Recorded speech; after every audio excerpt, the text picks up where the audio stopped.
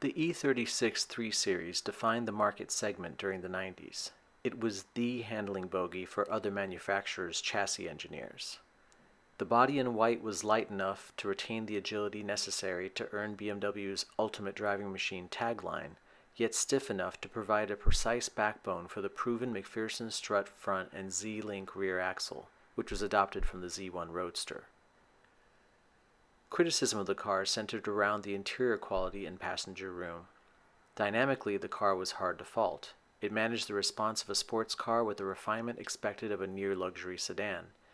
Some complained that the steering was vague around center, something that is likely due to the resilience engineered into the car's front subframe. Enthusiasts quickly figured out that a subframe reinforcement, designed for the convertible models, would more accurately locate the front suspension. So why is the E46 such a disappointment? On paper, it has all the credentials.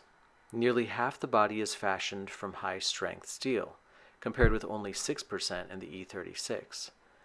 The track is increased, the suspension mimics the larger 5 Series and its extensive use of aluminum for lower unsprung weight and therefore a more easily achieved ride-handling compromise. But BMW has fallen prey to trend. The lower unsprung weight means little when most cars are equipped with 17-inch cast alloy wheels weighing 27 pounds. Those same wheels necessitate low-profile tires, which provide more sudden breakaway characteristics than the E36 displayed. The E36 always felt rear-wheel driven. One could feel the outside rear wheel load up as the steering wheel was turned and the car dug into a corner, the rear suspension performing minor miracles over mid-corner surface imperfections. The steering was light but precise, feeding information regarding surface texture and the approach of tire breakaway clearly to the driver's palms.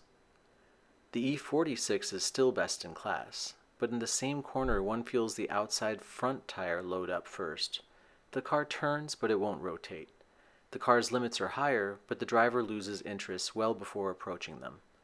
BMW has moved towards greater amounts of front caster and less steering assist, likely to keep cars with low-profile tires from becoming unstable over ruts and grooves in the road. Mercedes-Benz has used this formula for years and is finally moving away from it. For the consequence, its strong self-centering to the steering and reluctance to turn in. The onset of understeer is also much earlier due to camber loss at larger applications of lock. Low-speed adjustability has been sacrificed for high-speed stability. In Germany, at TT looping speeds, this may make sense, but not elsewhere.